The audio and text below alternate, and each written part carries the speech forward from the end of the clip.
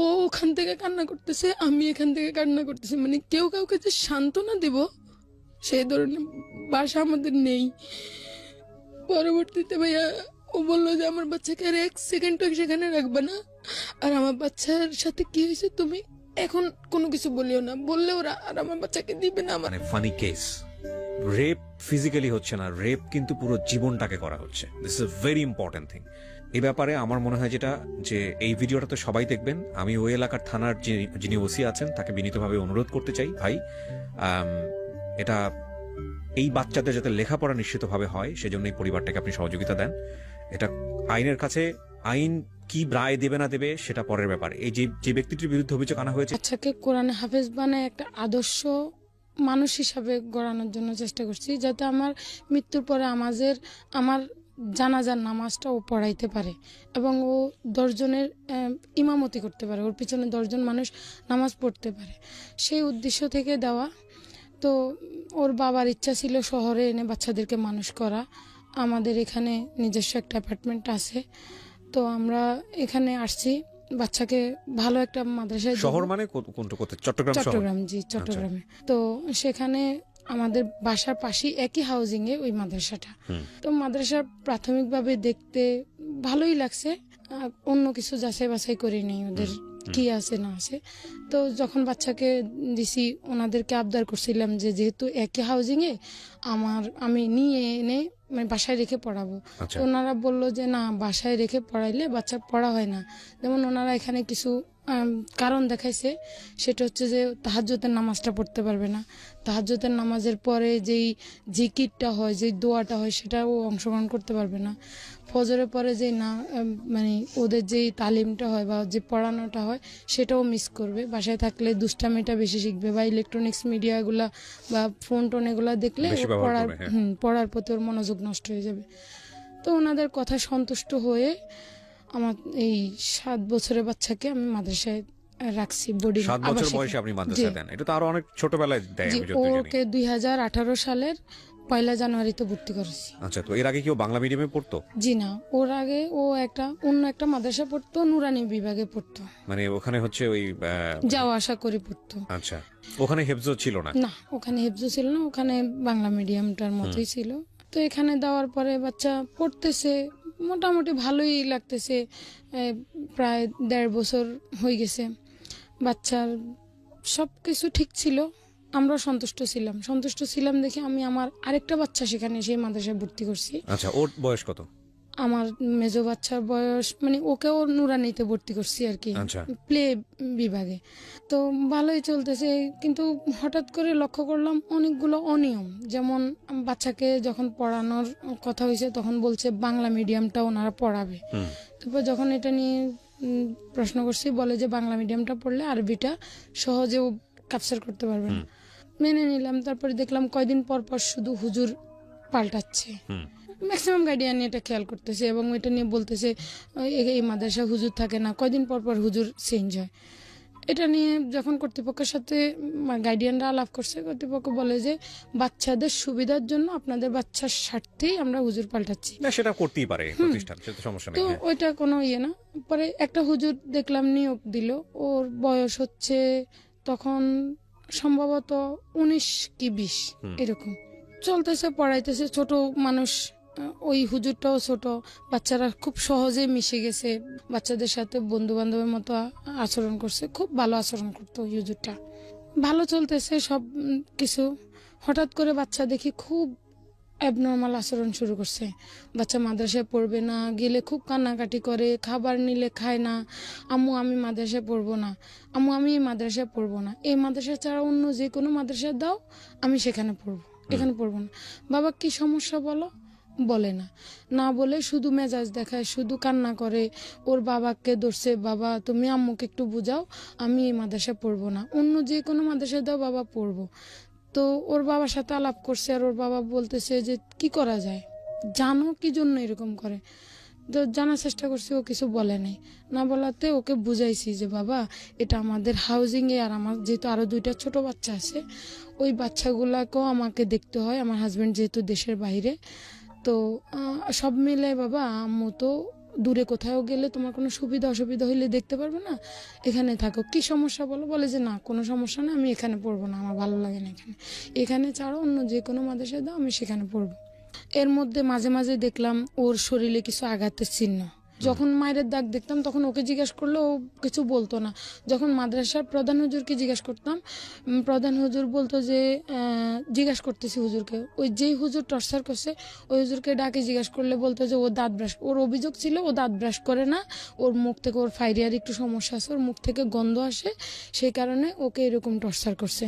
ওকে, তো এরপরে যখন হুজুরকে জিজ্ঞেস করতাম বলতাম, হুজুররা বলতো যে ধর্মের দোহাই দিয়ে যে মুসলমান এক মুসলমান আরেক মুসলমানের পাপ মানে অন্যায়টা লুকাইলে ভালো। আর আমরা যখন পড়ালেখা করছি তখন আমরা এর থেকে বেশি অত্যাচার সহ্য করে আমরা হাফেজ হয়েছি। অত্যাচার সহ্য না করলে সাকসেস হওয়া যায় না।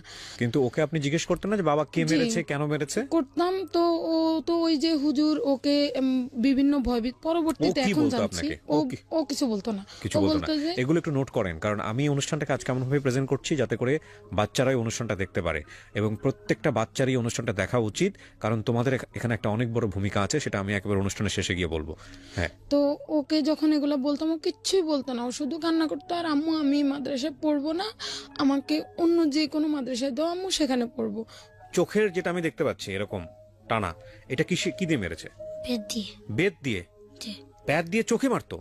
জি হ্যাঁ, বেতটা মেরেছিল।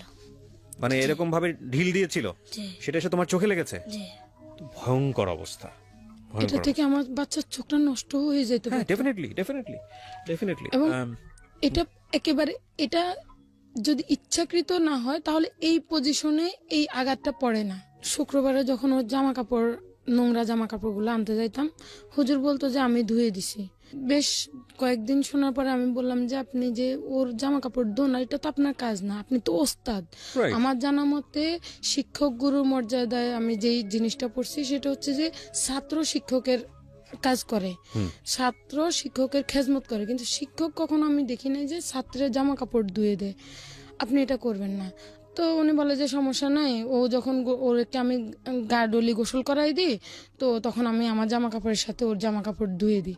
পরবর্তীতে যখন এটা নিয়ে আমি আপত্তি করছি, তো যখন আমি জামা কাপড় পরবর্তীতে ধুইতে যাইতাম, ওর পোটা পোটা ছিটা ছিটা কিছু রক্তের দাগ দিতাম পায়জামার মধ্যে, পরনের যে পায়জামাটা ছিল সেটার মধ্যে।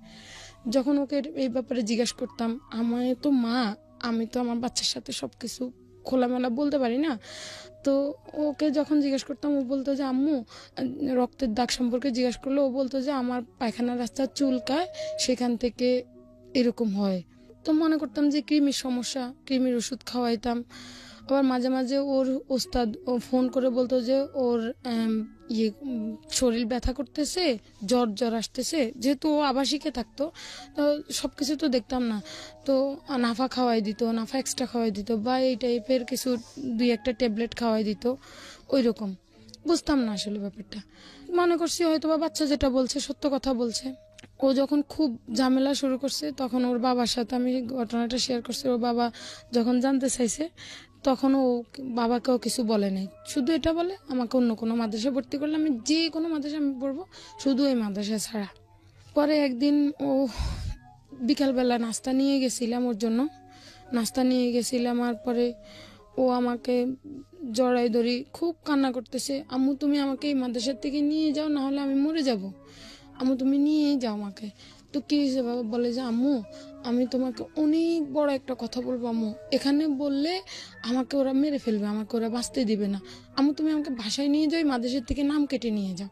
তখন আমি ওকে একেবারে এইভাবে জড়াই ধরে, খোলা মাঠ ছিল মাদ্রাসার সামনে, তো জড়াই ধরে আমি ওকে বললাম যে বাবা উপরের দিকে দেখাই, বললাম যে বাবা দেখো আকাশ অনেক বড়, সেখানে যেরকম আমরা মানুষ স্থান পাইছি সেরকম তোমার যত বড় কথা হোক বাবা, আম্মুর মনের মধ্যে সেটা জায়গা পাবে, তুমি বলো আম্মুকে। এরকম একেবারে জড়াই ধরে কোলে নিয়ে বলতেছি। পাশে কিছু গাইডিয়ান ছিল, ওরা শুনতেছে, ও কানে কানে চুপি চুপি বলতেছে যে আম্মু অনেক খারাপ একটা কাজ করছে, অনেক বড় একটা খারাপ কাজ করছে। তো বললাম যে বাবা কিরকম? বলে যে আমার সাথে খুব নোংরা একটা কাজ করছে আম্মু, তোমাকে বলতে পারবো না। ভাইয়া বিশ্বাস করেন তখন ওই মুহূর্তে মনে হয় যে আকাশটা আমার মাথার উপরে ভেঙে পড়ছে, আর আমার পায়ের নিচে যে মাটিগুলো আছে সবগুলো সরে গেছে। আমি কি শুনতেছি আমার বাচ্চার মুখে। তখন আমি বললাম যে কবে হয়েছে এই ঘটনা? বলে যে আম্মু আরো অনেক আগে, কিন্তু আমি তোমাকে ভয়ে বলতে পারিনি আম্মু। তো কিসের ভয় বাবা? বলে যে ওর বলছে আমি যদি তোমাকে বলি তাহলে ওই যে কল্লা কাটা আছে আমাকে আমার মাথা কেটে আলাদা করে ফেলবে, আমার শরীর আলাদা রাখবে, আমার বাবা তো আচ্ছা বিদেশে ঠিক আছে, থাকে। জি আমি আপনার কাছ থেকে শুনবো, তোমার সাথে গল্প করি কিছুক্ষণ। হ্যাঁ, তোমার সাথে প্রথম যেদিন এই ঘটনাটা ঘটে, মানে একদম প্রথম সবচেয়ে যে জঘন্য ঘটনাটার কথা তোমার আম্মা যেটা বললো, এটা তো তোমার সাথে অনেকবার হয়েছে না? তোমার আম্মুর কথা অনেকবার হয়েছে, তাই কি? আচ্ছা, প্রথম কিভাবে হয়েছিল ঘটনাটা মনে আছে? প্রথম একবার রুমে নিয়ে করছিল, ওদের যে 2টা রুম আছে, একটা রুমে নিয়ে করছিল। নিয়মে কি ডেকে কি বলে তোমাকে, কি বলছিল? বলে যে আমি তোমাকে বাম লাগাই দিব, এই করবো সেই করবো, এরকম করি বলাই বলাই এরকম করছে, আমার সাথে খারাপ কাজ করছে। বাম লাগাই দিবে মানে কেন? এর আগে ওকে দাঁড়ান, মারছে। বাম লাগাই দিবে কেন বাবা? বাম লাগানোর কথা কেন আসছে? এর আগে মারছে, তো তারপরে বাম। এই হুজুর কি তোমাকে হেফজো পড়াইতো? যে এটা করলো, তুমি তখন তো বিষয়টা বুঝতা না যেটা কি হলো, কিভাবে জিনিসটা কি হলো। তো তারপর তুমি চিল্লাচিল্লি করো নাই? তুমি তো ছোট বাচ্চা ছিল, তুমি তো চিল্লাতে দেওয়ার কথা। হ্যাঁ, আমি ছিলে চলেছিলাম, আমার মুখ ধরে রাখছে, আমি বাইরে যেতে দৌড়তে বাইরে যেতে চেষ্টা করছিলাম, আমাকে এমনি ধরে ফালাই রাখছে। তো এই কাজ করার পরে তুমি তোমার সাথে যারা পড়াশোনা করে তোমার সাথে হেফজো পড়তেছে, এদেরকে বলো নাই যে আমার সাথে হুজুর এরকম একটা ঘটনা ঘটাইলো? হ্যাঁ, শ্বশুর কাছে বলছিলাম, সে নিয়েও আমার সাথে এরকম খারাপ কাজ করবার চেষ্টা করছিল। প্রত্যেকদিন আমার সাথে হাসাহাসি করতো, আর আমাকে বলতো যে আয় বাথরুমে আয়, তোর গোসল করাই দিয়া। আমি না আমাকে টানি লয়ে যেত। আচ্ছা, তো তোমার সঙ্গে এটা হওয়ার পরে তুমি বাসায় এসে বললা না কেন? কি হয়েছে বাসায়? আমাকে বলেছিল যে তুই যদি বলস তাহলে তোর গলা কাটি এক জঙ্গলে নিয়ে ফালাই দিয়ে আসমু, তারপরে তোর বাবা তোর খুঁজতে থাকতো না, তোর আম্মা একলা একলা কিরবো। এই ঘটনা তোমার সাথে কয়বার হয়েছে? 10 থেকে 12 বার। তো 10 থেকে 12 বার হওয়ার পরে গিয়ে তুমি তোমার মাকে বললা যে আম্মা আমার সাথে এর চেয়েও বেশি খারাপ কাজ করছে, সেটা হলো এই কাজ। আগে কেন বলনি বাবা? আমাকে ভয় দেখাইছিল। 9 বছর বয়স ওর, খেয়াল রাখবেন 9 বছরের একটা বাচ্চার কাছ থেকে খুব বেশি লজিক্যাল অ্যাপ্রোচ আশা করাটা উচিত না। তো আপনাকে যখন বললো তারপর আপনি কি করলেন বলেন? উন্মাদ পাগলের মতো হয়ে গেছে। আমি কি করব, কার কাছে বলবো, কার কাছে শেয়ার করব? কারণ এই ঘটনাটা হয়তোবা অনেকে বিশ্বাস করবে, হয়তোবা অনেকে এটাকে বিশ্বাস করবে না। আমি পাগলের মতো হয়ে গেছি। পরে ওর বাবা ফোন দিছে, আর ওর বাবাকে যখন কান্না শুনছে বললো যে কি জন্য কান্না করো। আমি বললাম যে ঘটনাটা এরকম হয়েছে। কি ভয়ঙ্কর একটা চিন্তা, বাবার জায়গা থেকে চিন্তা করেন, সে কাতারে থাকে, এত দূরে থাকে, সে কিছু করতে পারতেছে না। এই প্রবাসী একজন মানুষ, এরা কি পরিমাণ কষ্ট করে, কি ভয়ঙ্কর রকম টেনশন তার হওয়ার কথা, তাই না? এবং কতটা কষ্ট লাগতেছে তাকে, তাহলে তার বলেন তারপর। তো ও ওখান থেকে কান্না করতেছে, আমি এখান থেকে কান্না করতেছি, মানে কেউ কাউকে যে সান্ত্বনা দিব সেই ধরনের ভাষা আমাদের নেই। পরবর্তীতে ভাইয়া ও বললো যে আমার বাচ্চাকে আর 1 সেকেন্ড সেখানে রাখবে না, আর আমার বাচ্চার সাথে কি হয়েছে তুমি এখন কোনো কিছু বলিও না, বললে ওরা আর আমার বাচ্চাকে দিবে না আমার কোলে। কারণ তুমি মহিলা মানুষ, আমার কোনো পুরুষ গার্ডিয়ান নাই, তোমাকে ওরা একটা কিছু করে আমার বাচ্চাটাকে মেরে ফেললে তো আমার শেষ সব। ওর বাবা বললো যে তুমি থানায় যাও, থানায় গিয়ে একটা মামলা করো। তো আমি থানায় গেলাম। কতদিন পরে গেলেন? ওই পরের দিনই গেলাম। পরের দিনই থানায় গেছেন? জি। কিছু ডকুমেন্টস আছে প্রিয় দর্শক এবং শ্রোতা, আমি ডকুমেন্টসগুলো আপনাদের জন্য এনেছি। আমি যেটা বলি যে আমাদের এই অনুষ্ঠানটি ইনভেস্টিগেটিভ অনুষ্ঠান না, আমরা প্রাথমিক যেসব ডকুমেন্টসগুলো হাতে পাই সেগুলোর বেসিসেই আমরা কথা বলি এখানে। তো সেই জায়গাটা থেকে আমরা যে ডকুমেন্টসগুলো হাতে পেয়েছি সেগুলোর জায়গা থেকে আমরা আজকের অনুষ্ঠানটা উপস্থাপন করছি, এবং থানায় যাওয়ার পরবর্তী যে ডকুমেন্টসগুলো সেগুলো আমরা আপনার ধারাবাহিকভাবে আপনাদেরকে বলবো। হ্যাঁ বলেন তারপর। তো থানায় যাওয়ার পরে ওনারা মামলা নিবে না। মামলা নিবে না? না, ওনারা মামলা নিবে না, কারণ এটা একটা ধর্মীয় প্রতিষ্ঠান, এটা একটা সেনসিটিভ ব্যাপার। ধর্মীয় প্রতিষ্ঠানের বিরুদ্ধে ওনারা মামলা নিবে না। আমার 3 দিন থানায় গেলাম, আমি 3 দিনে আমাকে ঘুরানো হচ্ছে যে এটা প্রাথমিকভাবে যদি সত্যতা না পায় তাহলে মামলা নিবে না। পরবর্তীতে যখন আমি ওসি স্যারের কাছে রিকোয়েস্ট করলাম যে স্যার আমার একটা মামলা নেন, মানে উনি জাস্ট আমাকে তিরস্কার করে বলতেছে আপনার একটা নিউজের মাধ্যমে আপনি পুরো বাংলাদেশকে পাল্টাই দিতে পারবেন। আমি বলছি স্যার আমি বাংলাদেশকে পাল্টাই দিতে পারবো না, কিন্তু আমার বাচ্চার সাথে যে অন্যায় হয়েছে আমি মনে করতেছি আমার বাচ্চা খুব অত্যাচার ভোগ করছে, সেটা আমি একটা শাস্তি চাই। ওকে, পরবর্তীতে উনি প্রাথমিক তদন্ত করার জন্য একজন সেখানে অফিসারকে পাঠাইছে মাদ্রাসায়, পাঠায় প্রাথমিক সত্যতা পাওয়ার পরে তারপরে উনি মামলাটা নিছে। আচ্ছা, ততদিনে যেই লোকটার কথা আপনি বলছেন চলে বের করে দেওয়া বের হয়েছে, করে দেওয়া হয়েছে। বের করে দেওয়া হয়েছে। জি আপনার সন্তানের সাথে ঘটেছে এই ঘটনা তারও 2 মাস আগে বা 1 জি। মাস আগে, তাহলে তারপরেও ওসি সাহেব মামলাটা নিয়েছেন। জি ওসি সাহেব যেটা করেছেন, প্রাথমিক তদন্ত করেছেন, মামলা নিয়েছেন, সেটা ঠিক আছে, তার জায়গা থেকে 100% কারেক্ট। সবচেয়ে বড় কথা হচ্ছে যে আপনি যেটা বললেন, আইন তো সবার জন্য সমান। 3 মাস পরে 2 মাস পরে এটা প্রুফ করার যে জায়গাটা, জি মেডিকেল রিপোর্ট ছাড়া তো এদিক ওদিক কিচ্ছু নড়বে না। জি। তখন আপনি কি করলেন ওই জায়গাটায়? আপনার নিজেরও কি মনে হয়নি যে অনেকখানি লেট হয়ে গেল, বা কি কি করা যেতে আসলে পারে? ভাইয়া আমি মনে করছিলাম যে আমার বাচ্চার সাথে যে অন্যায়টা হয়েছে সেটার একটা সুস্থ সঠিক রিপোর্ট আসবে। আচ্ছা, তারপরে আপনি কি করলেন?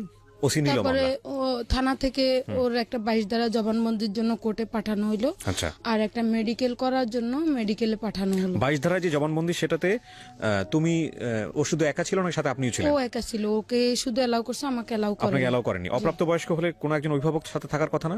আমি সেটা জানি আপনার না। লয়ার ছিল না ওই সময়? না আপনি কোনো লয়ার নিয়োগ আমি দেননি? জানি না থানার প্রসেসটা কি। থানা প্রসেস তো পরের বিষয়। আপনি যখনই মামলা করলেন তখন তো আপনাকে একজন লয়ার নিয়োগ। না আমি যখন মামলা করছি, যেদিন মামলা করছি ওই দিনে আমাকে 22 ধারা আমার বাচ্চার 22 ধারা জবানবন্দির জন্য পাঠাইছে কোর্টে। আচ্ছা, আমি কিন্তু তখনও জানতাম না যে আইন কি বলে বা আমার একজন উকিল ধরা লাগবে, সেটা আমি জানতাম না। আচ্ছা, এই নোটগুলো, এই পয়েন্টগুলো একটু খেয়াল রাখবেন।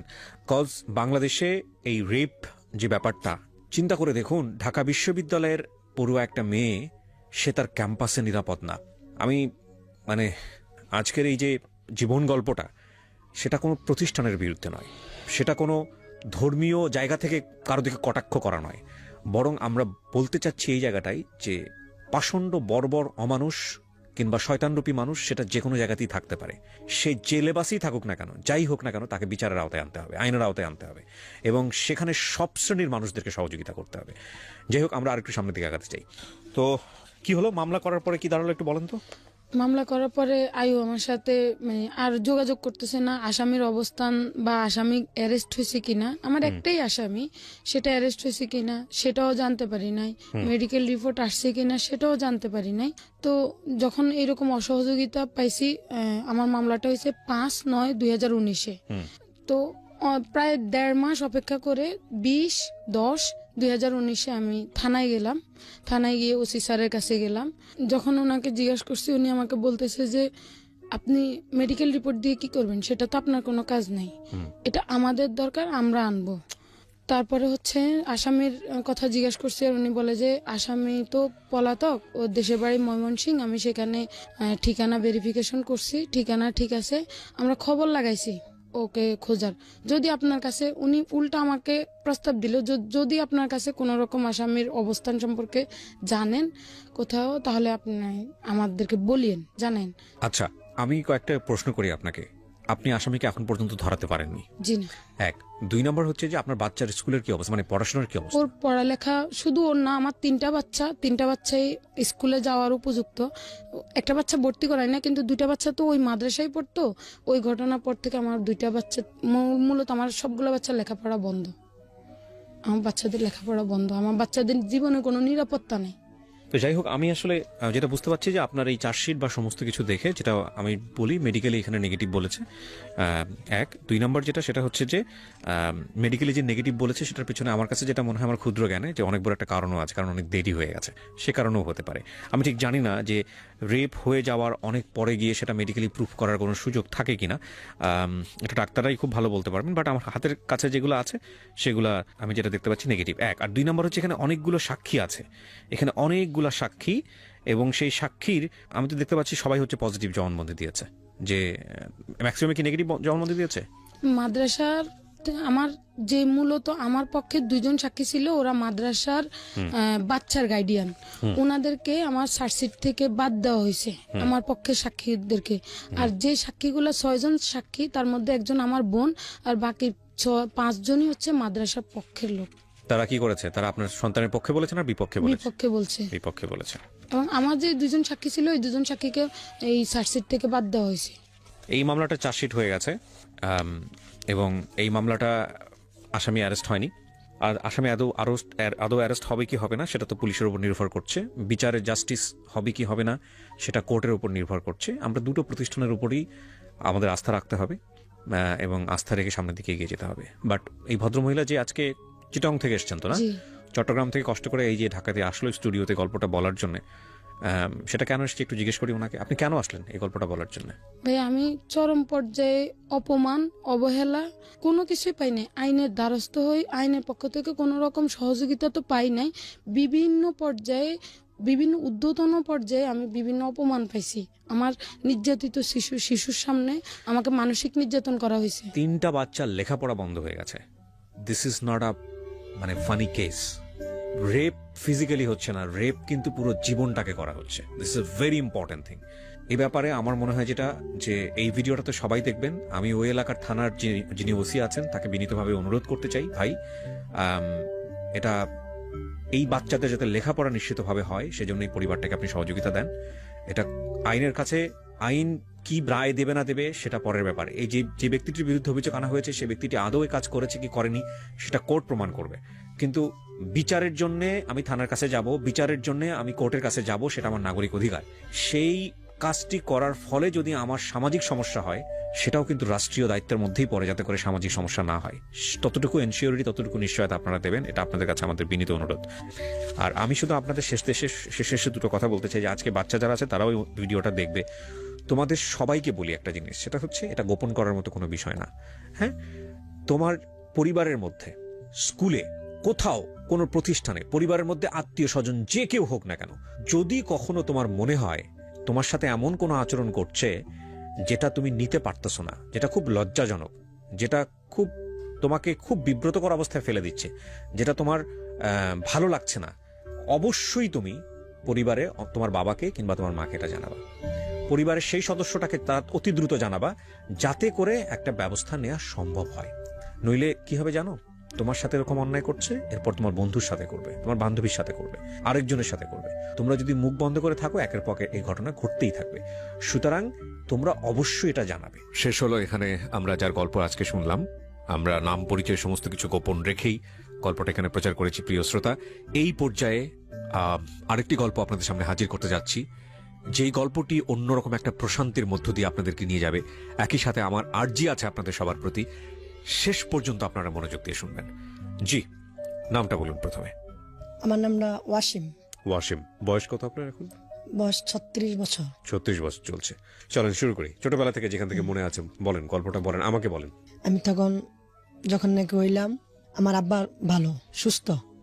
তারপর আমার 2 বছর পর আরেকটা ভাই হয়েছে, তারপরও সুস্থ। ভাইটা হওয়ার আমার বছরখানি হইলো, তখন আমার আব্বা অসুস্থ হয়ে গেল, মানে ঠিক মতন কাজ করতে পারে না। কি করতো আপনার বাবা? আমার আব্বা ওই তাঁতের কাজ করতো। আপনার জন্ম জেলা কোথায়? আমার জেলা নারায়ণগঞ্জ, থানা 2500। 2500, এখানেই আপনার আদি স্থানীয়? আমার দাদা বাবার বাড়ি ওইখানে। আচ্ছা আচ্ছা, তাঁতের কাজ করতো আপনার বাবা, মানে তাঁতি ছিলেন? তাঁতি ছিলেন।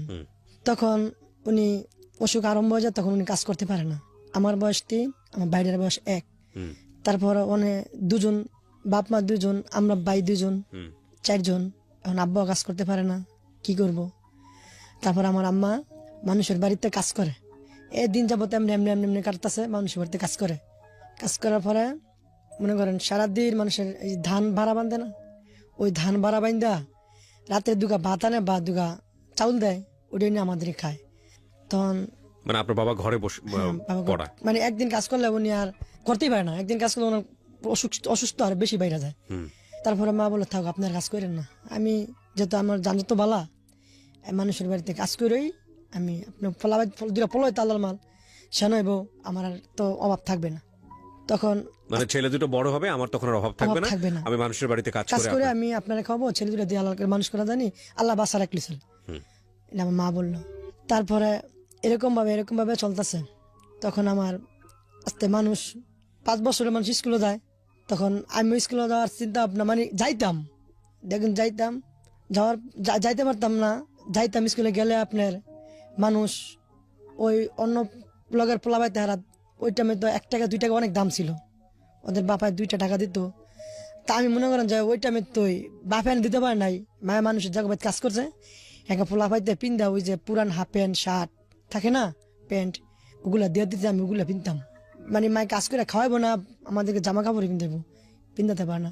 তখন স্কুলে প্রায় সপ্তাহখানি গেছি, তখন মানুষে মারে, ফলাবাইতে মারে, তো মারে আমি বাইতে কই মা মানুষে না ফলাবাইতে না আমার মারে, তখন কি বাবা আমার তো মারবে, আমরা মানুষের কাজ করে খাই, তোরা কি হ্যাঁ যোগ্য, একটা যোগ্য সাথে মানুষের তোরা ঘিন্না তোরে মারবই। মাইকেল তো স্কুলে যাইস, তারপর আমি নিজের কাছে ওইটা একটা ঘিন লাগছে। আজকে আমার বাপ অসুস্থ দেখিয়া মায়ের মানুষের কাজ করে দেখে তো আমার হারা মাইরা বইকে স্বার্থ পারে। আজকে তো তোমার স্বাবলম্বন থাকতো তাহলে তো আমার মারতেও পারতো না, গালি দিতেও পারতো না। তখন স্কুলে আমি আর যাই না, বই মা জায়গা বাড়িতে কাজ করে, হ্যাঁ মাল লগল হয়ে গিয়া ওই একবার বসে থাকি, তো মা সারাদিন কাজ করে আবার আইসা পড়ি। জন্য আমার 7 বছর বসিল, 7 বছর বসিল বলে তো একটু উঠতে নিয়ে সাবল গেছি। তখন মায়ের বললাম মা তুমি তো বহুত কষ্ট করতেছ, এত কষ্ট মানুষ দেখি না করতে, আমি কথা কিছু বুঝি। তখন তুই কি করতেছ? আমি এখানে কাজ যাবো গা, কি কাজ? আমি এই 2-3টা গরু সরু ফালমু, বা নিজের পেটটা চললো, তো তোমার এত কষ্ট করতে দেবো। এবার আমি ছোটবেলাতে অনেক মানে ভালো মানে বুঝ দিতাম, কষ্ট করে বুঝ দিতাম। তখন মায় কন আরে বাবা যাইস না, আমি দরকার ভিক্ষা করে খাওয়ামু, কিন্তু মানুষের বাড়ি কাজ আমি করি, বুঝি, কত কথা কয়। তারপরে মার অবাধ্যই আমি কাজে গেছি, ওইখানে গিয়া প্রথম গিয়া দিই 3টা গরু। কার বাড়িতে গেলেন কাজে?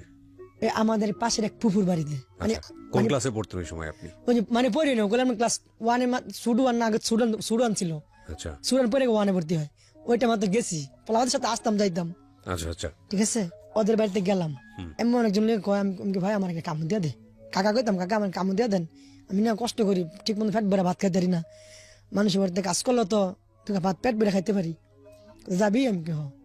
তখন পাড়া বসে এক ফুফু একবার নিয়েছে গিয়া 3টা গরু, 2টা, একটা গাই, একটা বাচ্চা, আর একটা ষাঁড় গরু, মানে 3টা গরু। তখন আমি গেছি একবার কাজ করি, যখন আমি কাজ করি ভালো ভালো কাজ করি, তখন ওরা গরু আর 2টা আনছে, আর 2টা গরু আনছে, 5টা গরু। একদিন আমি শহেদে গরু লয়ে গেছি, গরু যাওয়ার পর একটা গরু আপনার কোরসা দিয়ে সুইটাইতে গিয়া কই যে গেছে, আমি তো ছোট, আমি কোনো বুঝতে পারি নাই, আমি গরু কোরসা দিয়া ওই গাছতলায় এসে বসে থাকি, তখন তো গরু সুইটা থাকে বাইতাইছি, আমি কান্দাসকে আমি কি এমন একটা গরু সুইটা গেছে, আমি বাইতাছি না। তখন আমার এমন মায়ের দিছে করার মতো না, ইচ্ছা মতো মারছে, মানে আমার গালিগুলো বাসা। তারপরও কাজ করি, মনে করি মায়ের তো কষ্ট করে কাজ করে খাওয়ায়, মায়ের খাই কাম করতাছি। কি দিত আপনারে ওই কাজ করলে ওখানে? কিচ্ছু দিত না, শুধু খালি 2 ভাত দিতে খাওয়াইতে দূরে, কোনো কিছু দিত না। আর এই পোশাক দিত বছরে ঈদ এলে, এমন আর কিছু না। তখন আপনার তারপরও যাই না, তারা 5টা গরু আনার পরে আমার বললো কয় তুই এক কাম করি, গরু তো 5টা, প্রতিদিন সকালে ঘুমে তুইতে গিয়া 1 বস্তা ঘাস কাটবি।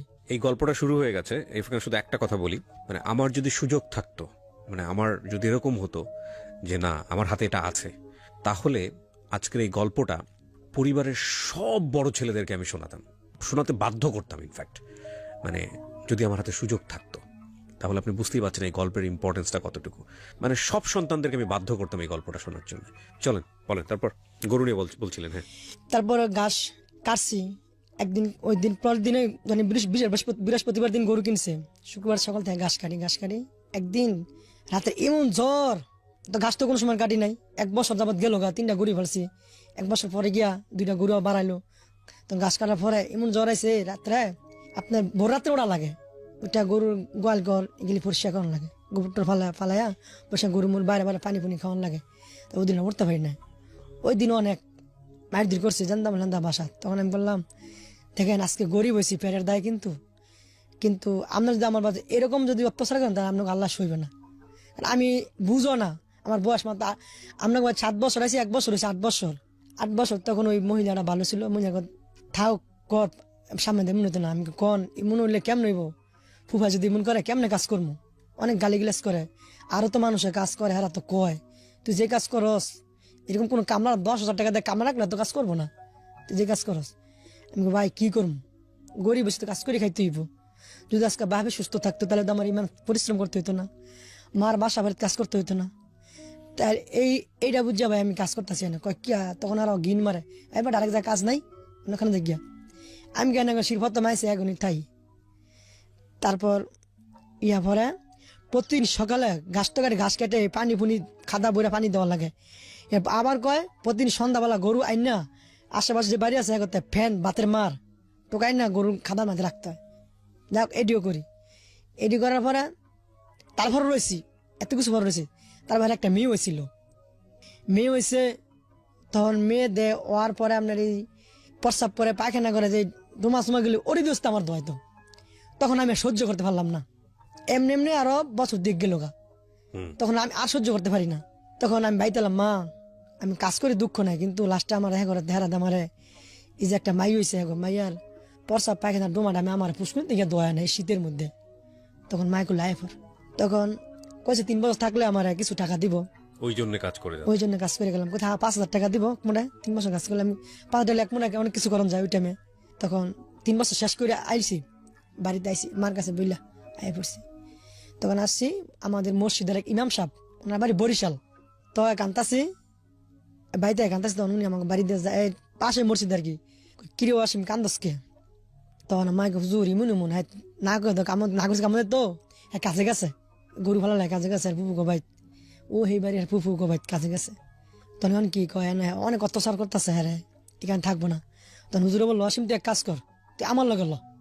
তখন মাই কয় না ফলা থাকতে পারতো না। তখন আমি তোমাকে সারা হইতে আমি থাকি 3 বছর থাকেছি, তখন 10 বছর হয়ে গেছে থাকতাম না কে। তখন হুজুরে নিল বরিশাল, পটুয়াখালী জেলা, হ্যাঁ নারায়ণগঞ্জ থেকে বরিশাল গেছি, আচ্ছা পটুয়াখালী জেলা। ওই এলাকার নাম রমন আছে, 10 মিনা গ্রাম, 10 মিনা থানা, লক্ষ্মীপুর গ্রাম, পটুয়াখালী জেলা। তখন ওইখানে আরেকটা বাচ্চা 10 আমার মতোই আরেকটা আছে, রাখাল হয় মহিষী ফেলে, হ্যাঁ আবার আত্মীয় জায়গা বাড়িতে গেছে, এগো বাঁচতে লাগে। তখন ওইখানে খুব ভালো, ওইখানে কাজকর্ম করতেছি, খুব আনন্দ দেয়। মানে হুজুরে যেমনি বলে দিয়েছে আর ঠিক এরকম ভাবে আমার আদর স্নেহ করে।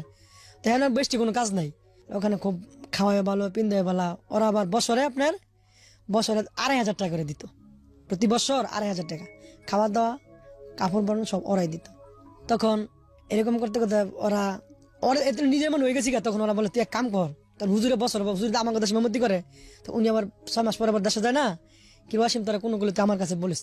আমি না হুজুর, ওরা আমার অনেক ভালো করে, অনেক কি করে। কিন্তু কাজ করি সকালে আপনার নাস্তা খাই যাইগা, দুপুরে ভাত নিয়ে যাই, এই চরের মধ্যে মোষ নিয়ে যাইগা, তার ওরা 12টা মোষ, 2 মানুষেরাই তো মোষের পিছিয়ে তো ঘুরা লাগে না, মোষ থুইয়া বা খালে নামিয়া থাকে, নদীর ধারে নামিয়া থাকে, আমরা বসে থাকি।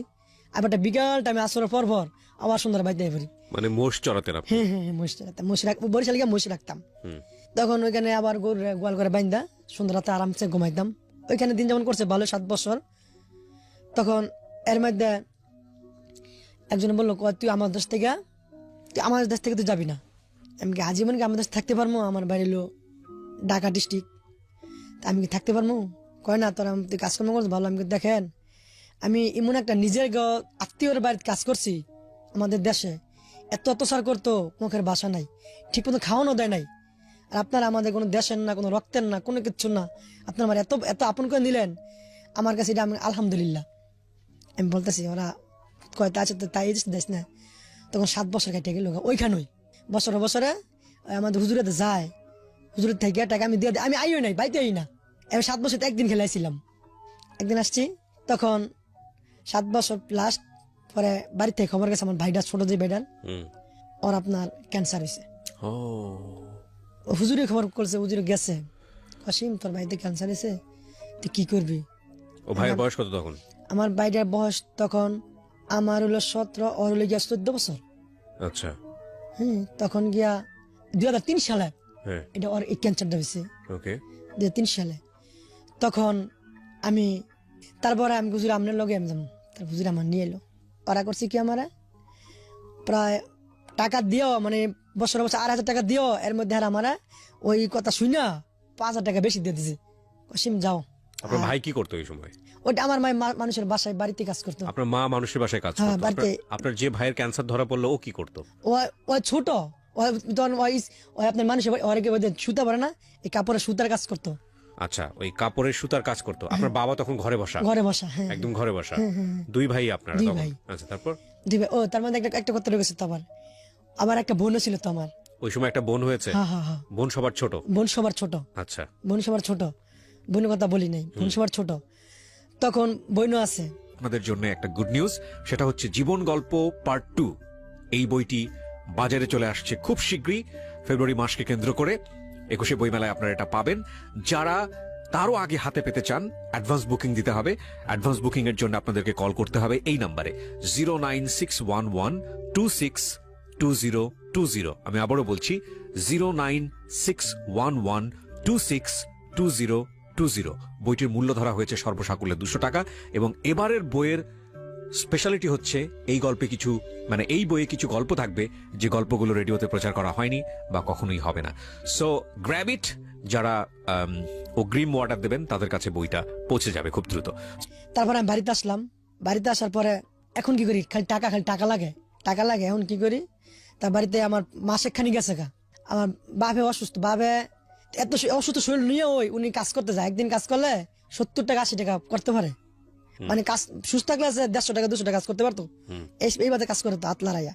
তখন আমি যাওয়ার পর জামদানির কাজ করতো না, জামদানি না, তাহলে আরে তাঁতের শাড়ি, ওই যে নারায়ণগঞ্জে তো সবই জামদানি। না, মার্কিন আচ্ছা। মার্কিন কাপড় আছে না, আগে হাত দিয়ে বানাই তো, আচ্ছা আচ্ছা, এমনি বানাই তো। ওকে।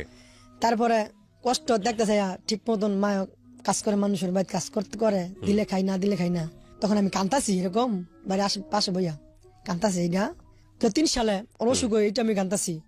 তখন বাড়িতে আমাদের একজনে ভাই কয়েছে আমি ঢাকা রিক্সা চালাই, চল। কত সালে এটা? 2003 সালে। 2003 সালে, ওকে। তখন আপনার বয়স কত? তখন আমার বয়স 3 সালে বয়স হচ্ছে না আমার 22 বছর, না কয় বছর জানি। না, আপনার 83 সালে জন্ম হয়েছে। 83 থেকে 2003, 20 বছর। হ্যাঁ 20 বছর। হ্যাঁ ঠিক আছে, 20 বছর। তখন আমার গোয়াসিম, তুই ঢাকা রিক্সা চালাতে পারবি? আমি হবে পারবো। আমি, তুই ঢাকা চিনস? আমি চিনি না তো। আমার মন যদি লয়ে দেন গাড়ি, তাহলে আমি যে দূর দেবে না, আমি দূরের মধ্যে চালামো, চালানোর দরকার নাই তো। কথা চায়। তারপর ঢাকা যাত্রাবাড়িতে নিয়ে এলো আমার ভাইয়ের। তখন বাড়িতে আসলাম, আসে ডাক্তারের কাছে নিলাম। ডাক্তারের কাছে নেওয়ার পর ডাক্তার এরকম মানে আরাজার হসপিটাল নিলাম। তখন ডাক্তার বললো, তোমরা আর্থিক অবস্থা কেমন?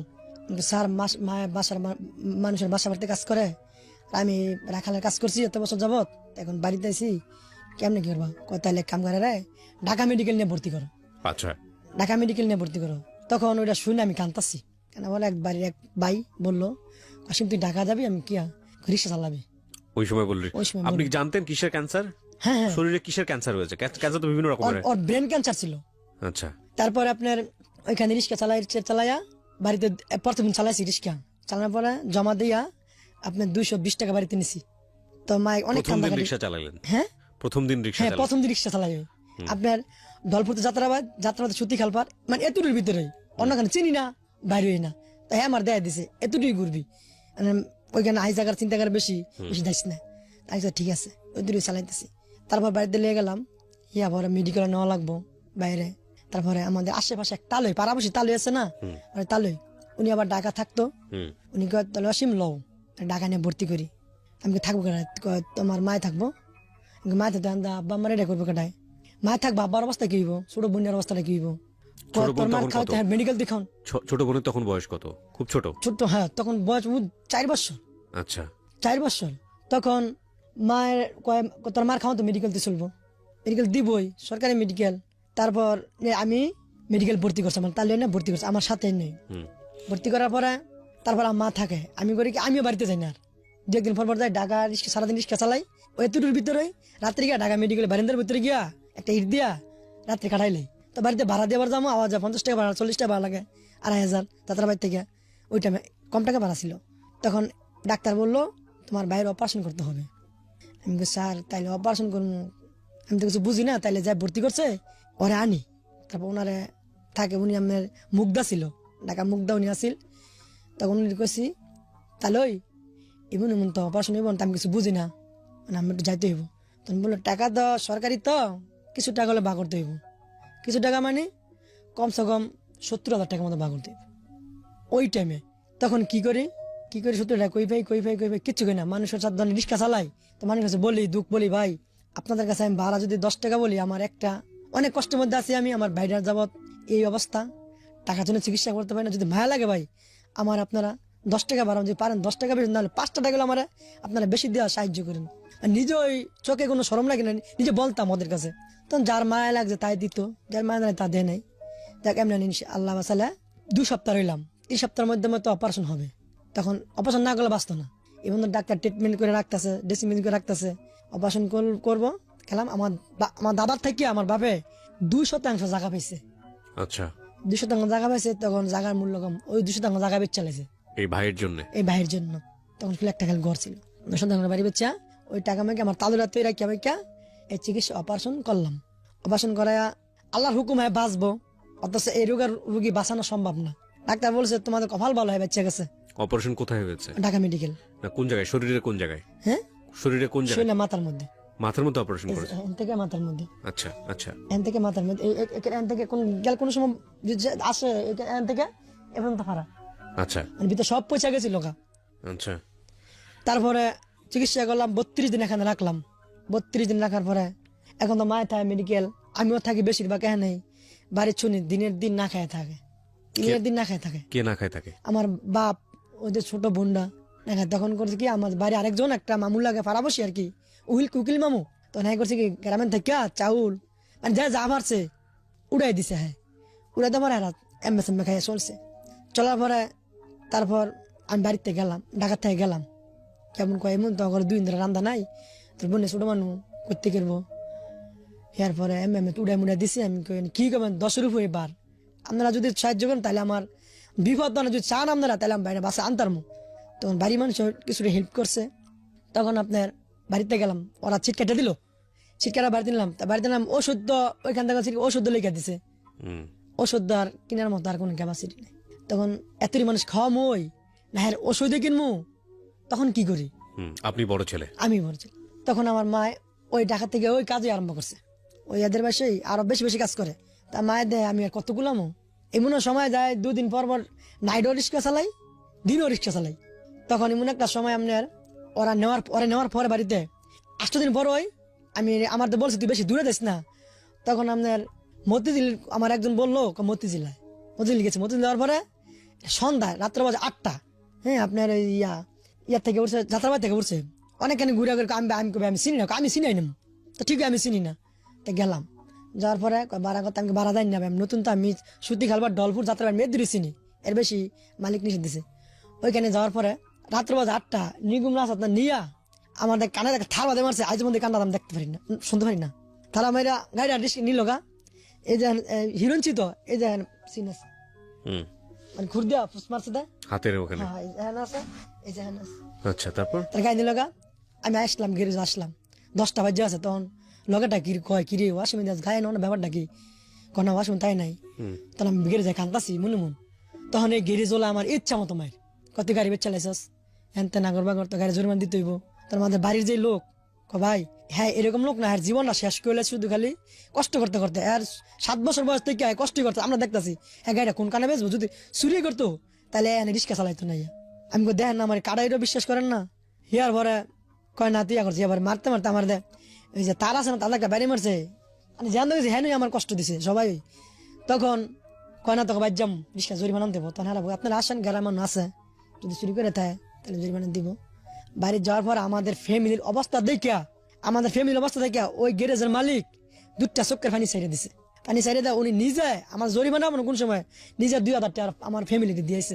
আমি হ্যাঁ অনেক মারছিও, মিশা কথা করলে আপনার আল্লাহ যে মাপ না করে, হ্যাঁ যে মাপ না আল্লাহ মাপ করাতো না, কারণ আমি বুঝতে পারি নাই।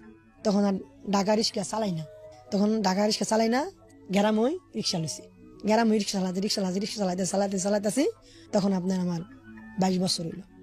আমি আবারও বলছি, আমার যদি সেই সুযোগ থাকতো, আমি যদি বাধ্য করতে পারতাম, তাহলে আজকের এই ভিডিওটা আমি পরিবারের সমস্ত ছেলে মেয়েদেরকে দেখাতাম। কেন দেখাতাম সেটা আমি ভিডিও শেষে গিয়ে বলবো। বলেন প্লিজ। তখন 22 বছর যাবৎ মানুষ কয়, কিছু মানুষ বলে কি ওয়াসিম তোর জীবনটা কি আমি শেষ করে দিবি। তখন আমি বললাম দেখেন আমার বাবা অসুস্থ, ছোটবেলাতে দেখতেছি, মায়ের মানুষের বাড়িতে কাজ করে খাওয়াইতেছে। মায়ের দেখা তুই তো করতে, আমি করতে দেখিয়া আর বিয়া দিতে না। আমি না বিয়া করলে কেমনি কি হইব, বিয়া করলে আমার এই গরিব আমার কাছে কাটা বিয়া দিব, নাই বাড়ি নাই ঘর থাক। মানুষের সবাই বিচারে একটা মাইয়া দিলে, মানুষের ঘর বিচারে একটা বাড়ি বিচারে, তা মাইয়া দিলে থাকতে হইব, আমার কাছে কাটা বিয়া দিব। আপনি তো তখন বাড়ির যে 2 শতক জমি পেয়েছিল ওটাও বিক্রি করে দিলেন আপনার ভাইয়ের জন্য। তখন থাকেন কোথায়? তখন ওই যে কাছে যার কাছে বাড়িটা বেচছি ওর কাছে 11 টাকা বাড়ি আর আছে। মানে বাড়ি বিক্রি করে আবার ওই বাড়িতেই থাকে? ওই বাড়িতে রয়েছি, ভাড়া দিতে হয় ওদেরকে? হ্যাঁ, না ভাড়া নেয় না, কিন্তু ইদানিং ভাড়া দেওয়া লাগতেছে। আচ্ছা যাই হোক, হ্যাঁ বলেন তারপর। তখন ওরকম মুরব্বীরা বললো ওয়াসিম তুই বিয়া কর, তোর তো একটা ভবিষ্যৎ আছে, আমি কেন বিয়ে করতাম না। তারপর গ্রামের এরকম ওই কিছু কিছু মাইয়ারা কয় এবার তুই বিয়ে করতি না, তুই বিয়ে করলে ভালো থাকতে বিয়ে করতে পারবি। আমি কই আমার কাছে বিয়ে কারণ বিয়ে বলে বউ এটা কইব সেটা কইব। তো আমার এমন বেড়ামিয়া ভাই, অসুস্থ বাপ, মা ঘরে বাসা বাড়ির কাজ, আমি দু একটা বিয়ে করলে বলে দেয় তখন হ্যাঁ অবস্থা রাখি হইব। বোনটা ছোট, বোনটা ছোট, তখন আমি জীবনে যা কিছু করলাম সবই তো আমার সর্বার গর্বদানে যাবো গা। আমি জীবনে কিচ্ছু আখেরাতে কিছু পাইতাম না। এখন যদি একটা বিয়ে করতাম বোর কাছে জায়গা বিয়ে করবো, যদি আমার মতো যদি হয় এরকম ফ্যামিলির মেয়ে আমি বিয়ে করবো। মানে গরিব হলে বিয়ে করবে। হ্যাঁ এটা মানে বলছি। ওর কথা হচ্ছে যে আমি যদি একটু আমার চেয়ে অবস্থাপন্ন কোনো পরিবারে বিয়ে করি তাহলে তো ওই মেয়ে আমাকে নিয়ে যাবে এই পরিবারের কাছ থেকে, তাহলে তো আমি আখেরাতে সমস্ত কিছু হারাই ফেললাম। ও কিন্তু লেখাপড়া করে নাই, খেয়াল করার মতো জিনিসগুলা কারো কাছে শিখেও নি, সেরকম পরিবারও পায়নি। হ্যাঁ ওকে বলেন তারপর। তারপর মাইকেল ওয়াসিম থাক তুই একটা বিয়ে কর। আমি মা বিয়ে করবো তাই দেখো তোমরা আমার আমগো মতো আমগো নিচু স্তর ফ্যামিলি কই আছে। তখন একটা ফ্যামিলি পাইছে সোনারগাঁও, নারায়ণগঞ্জ সোনারগাঁও। আমাকে মতো ওরা 6টা বোন 2টা ভাই, ওরা আমাকে মতো ভালো অবস্থা। হুম ওদের বাপটা অসুস্থ, ওদের বাপটা এখনো প্যারালাইসিস, হুম এখনো প্যারালাইসিস। তারপর ওরা 6টা বোন কাজ করতো। তখন আমার ফরি আমি আসলাম, হুম আমার কাছে দেখে ওরা পছন্দ হইলো। তখন আমিও বললাম, আমি একটা মেয়ে নানি ছিল, নানিকে বললাম আপনাদের নানি ডাকি, নানি মানে নানির বয়স নানি ডাকা প্রয়োজন। তখন বল দেখেন আমাদের আর্থিক অবস্থা কিন্তু অনেক নিচু, অনেক খারাপ আমাদের আর্থিক অবস্থায়। কারণ এমন আমরা জ্ঞান সাহায্য তুলে আসতে আমরা পেটে খাওয়ান গেছে। কারণ আপনার যদি পছন্দ যদি হয় তাহলে আমার সাথে সমর্থন করতে পারবেন। আপনার নাতি লাগে, যদি নাতি যদি বলে কষ্ট করে খাইতে পারবো তাহলে আমি ওরা সমর্থন দিব, বিবাহ করব। তাইলে আমি বিবাহ করবো না। তখন ওরা কথা বলছে এরকম, এক দাসে বসছে, বসার পরে কয় জিগাইলাম সরাসরি তুমি যদি আমি অনেক কষ্ট, আমি অনেক গরিবের পোলা, তোমরাও গরিব, যদি আমার পছন্দ করো, আমার কষ্ট ভাত খাইতে পারো তাহলে আমি তোমার বিবাহ করতে রাজি আছি, তুমি কি বলো? তখন ওই বললো আমরা গরিব হই, তাহলে আমিও যদি একটা বলো আমার তো একটু আঙ্গ তো উচ্চস্থলে যে বিয়ে যদি হয় তাহলে আমার তো অত্যাচার করবো, জোর জুলুম করবো। তখন যদি বলে এটা নিয়ে আমি নিতে পারবো না, তাহলে আপনাদের কিছু না, আপনি কিছু বলবো, নেওয়ার কথা বলবেন না, দেওয়ার কথা বলবেন না। তো আমার এটি বলা, তখন আল্লাহর হুকুমে বিবাহ হয়েছে 2000 এমনি করতে 2004 সালে বিবাহ করছি। আচ্ছা 2004 সালে বিবাহ করার পরে আমার ছেলে হলো গিয়া 2007 সালে। আচ্ছা 2007 সালে ছিল। 2007 সালে আবার আমার এই মা অসুস্থ, শ্বশুর বাড়িতে আসছি, আমার ছেলে হয়েছে, মা অসুস্থ, ফোনে বাইর যে অবস্থা খারাপ। তখন আবার ওই টাইমে ওই যে জায়গা বেচ চালাইছি ওইটা ঘরটা ছিল, আমার মা অসুস্থ, এখন মারে গিয়ে অবস্থা খুব খারাপ, কারো কাছে 100 টাকা পাই না, কোনো কেউ 1 টাকা দেয় না। তখন ঘরটা বিক্রি করে লেছি, ওই ঘরটা বিক্রি করে মার চিকিৎসা করছি। কয় টাকা বিক্রি করলেন? ওই ঘরটা শুধুমাত্র বিক্রি করছে 9000 টাকা। কি ছিল ঘরে? টিন? টিনের ঘর ছিল, একটা দোতলা ঘর, আর কিচ্ছু ছিল না। আচ্ছা মানে কি করবো, মানে এটা সম্বল ছিল শেষ, মারতে বাঁচাতে বো, তবে এটা করলাম। তখন মা শিখে আমার বাঁচান ঠিয়া না, তুই তো থাকতে বলিয়া বিয়া করছস। তখন আমার বউ কইলো মানুষের বাড়িতে ওই যারা পাকের ঘর থাকে না, পাকের ঘরে গিয়ে থাকুন। আমি গরিবের মেয়ে, আমার স্ত্রী বললো, আমার মায়ের বুঝ দিল, আপনি এই চিন্তা করেন কে আমি মানুষের পাকের ঘরে গিয়ে থাকবো, তবে যদি আপনি সুস্থ হন তাহলে আমাদের এটা বিক্রি করলো আমাদের মনে কোনো দুঃখ আসবে না, এটা আমার স্ত্রী বললো। তখন আমার ছেলের আমি পারি না একটু দুধ কিনা খাওয়ার সমর্থন আমার ছিল না, মানে পারি নাই। আমি মার অসুখ, বাবার মানে টাকা ওদের পিছিয়ে যা কাম করে ওদের বিষয়, মানুষ কিছু দিলে খাইতে পারি, আমি খাইতে পারি না। তারপরে আমার স্ত্রীও করলো, আমার বললো একদিন ঢাকাতে রিক্সা চালায় গেলাম, ওই টাইমে ঢাকা ওই অ্যাক্সিডেন্টের পরে বেশি আসতাম না, গ্রামে চালাইতাম বেশি, তখন গ্রামে ইনকাম কম হইলে তখন ঢাকা আসতাম। ঢাকা থেকে রাত করে চালাই গেলাম, গো কি আমি তো হাজারে থাকি, গরম ফেম কষ্ট, আগে মায়ে কাজ করতো মানুষের বাইক, মায়ে যা কামটা করতো এই কামটা আমি গিয়া করি, ও মাত্র নতুন বউ ওই টাইমে, একটা বাচ্চার মা, আমি গিয়া করি। আমি মানুষ কি বলবো তুমি যদি এই কাজটা বললো, মানুষ তোমার দেহ তুমি এত পরিশ্রম করো, খুঁজে মাঝে আমরা এমনি খাইতেছি, তাহলে কাজ করা শরম নাকি? তখন হয় ঠিকই কাজ করে মানুষের বাড়িতে। আমি একটা জামা কিনে দিতে পারি না, তখন মাঝে মাঝে কান্দি, মানুষের বউ ইচ্ছা নিলে মানুষের বউর আপনার জামা কাপড় কিনে দেয়, আমি দিতে পারি না, বোন অনেক দুঃখ লাগে। তারপর মানুষ কত আপনার কোনো অনেক কিছু করে আমি করতে পারি না, তখন অনেক শিক্ষা ভাইরা বলি দেহ আমি কি করতাম বলো, আমার কিচ্ছু তুমি তোমার দেখি আমি শান্তি, আমার কিচ্ছু লাগতো না। আমার শ্বশুর শাশুড়ি আছে, তুমি আছো, আল্লাহ মালাক বাচ্চা হয়েছে, ওই আছে, আমার আর কিচ্ছু লাগে, আমি বাড়ি চাই না, ঘরে চাই না, দশমত কিচ্ছু চাই না। তখন আমার মনে এত একটা সুন্দর আনন্দ লাগলো, তখন আমি আল্লাহ তুমি আমার অনেক সাহায্য করছো, কারণ মানুষের মতো মানুষ পাওয়া দিছো, আমি যেরকম আমার চেয়ে ভালো তুমি মানুষ পাওয়া দিছো, ওইটা বললাম। তখন আমার বাচ্চা হইলো, দুধ খাওয়াতে পারি না, কোনো কিছু খাওয়াতে পারি না। তারপরে করলাম ওই কাজ করি আমার মা আস্তে আস্তে সুস্থ হলো। সুস্থ হওয়ার পরে মাটাও কাজ করে, আমার এই বাচ্চার মাটাও এক বাড়িতে আরেক বাড়িতে আমার বউ গেছে আরেক বাড়িতে, আমার আগের বাড়িতে কাজ করে। তা এমনি এমনি দিন যাপন করতেছি। মানে বিষয়টা দেখা যাচ্ছে হচ্ছে আপনি তখন রিক্সা চালান, আপনার ওয়াইফ মানুষের বাড়িতে কাজ করে, আপনার মাও মানুষের বাড়িতে কাজ কাজ করে, করে। আপনার বাবা হচ্ছে ঘরে বসা সম্পূর্ণরূপে কারণ সে অসুস্থ। আপনার ভাইটা কি তখন সুস্থ হয়েছে নাকি তখনও সে বাইরে অসুস্থ মানে তেমন মানে কিছু করতে পারে না? না 2003 সালে হয়ে গিয়া সুস্থ থেকে 2016 সালে গিয়া সুস্থ হয়েছে পুরো। আচ্ছা, তার মানে ও তখনও ঘরে বসা। আর ওনার একটা ছোট বোন আছে, ছোট বোনটা তখন কি করে? ছোট বোনটা লেখাপড়া করে, ছোট বোনটা হয় স্কুলে যায় তখন। তখন স্কুলে যায়। আর ওনার তখন একটা বাচ্চা হয়েছে, নতুন বিয়ে করেছে, ওনার একটা বাচ্চা হয়েছে, ছেলে সন্তান। হ্যাঁ বলেন। এরকম দিন যাপন করতেছে। তারপর আমার আরেকটা বাচ্চা হইলো মাইয়া 2013 সালে। আচ্ছা, আমি কান্দি, পোলা হয়েছে, দুঃখ করি না। পোলা আমার মতো যে কোনো কাজ যদি আল্লাহ বাঁচা রাখে করতে পারবো, যদি আল্লাহ বাঁচা রাখে আল্লাহর মাল। এখন তো মেয়ের জীবনটা কি হইব? তোমার জীবনটা যেই বাজাইতেছে, আমার তো মনে হয় আমার মেয়ের জীবনটা এই বাজেই যাইবো। কারণ আমার তো কোনো সম্বল নাই। আমি যা কামাইতেছি, যা কিছু সব তো আমার মা বাপের ভাই বোনের সব শেষ করিতেছি। আমি যাদের কিছু না করতাম তাহলে আজকে বহুত কিছু করতে পারতাম। তা নিজের বিবেচনা বাধা দেয়। আমি বাড়ি ঘর দিয়া করবো, মা হলো জান্নাত। মার যার আছে, যার মার নাই হ্যাঁ বুঝে মায়ের মর্মতা যে কত, আর যার নাই হ্যাঁ দহার মতো কোনো বলার কোনো ভাষাই নেই। আমার ভাই ওই বাইডারে অসুস্থ উনি আবার কাজও লাগছে। কাজল লাগার পরে তারপর আমার যে মেয়ের হয়েছে, মেয়েরা সিজার হয়েছে ওইখানে আপনার এই রেনমেন্ট করে মানুষ থেকে টাকা আমাকে লইয়া বাচ্চা আল্লাহর মতো হয়েছে। ছেলে স্কুলে যাইতে আমার ছেলে স্কুলে যায়, আমি 500 টাকা দিতে পারি না। মাশাআল্লাহ 5 তক পড়ছে। 5 তক পড়ার পরে এখন বর্তমানে ভর্তি হলে প্রায় স্কুল ড্রেস খাতা কলমে কিনতে 4-5 হাজার টাকা লাগে। তারপর আমি বললাম বাবা রে আমার দ্বারা সম্ভব না, তুই কি করবি আব্বা আমি কাজে লাগে দাম গা। হ্যাঁ এই পরশু দিন ওরা আমি এক গ্যারেজে কাজে লাগাই দিছি। দুধের বাচ্চা ফেলা 10 বছর বয়স। আমি অভাবে কি করবো, আমি সব অসুস্থ। তারপর আপনার গত মাসে আমার এই মার্ডার দেখতে পারবেন আপনারা।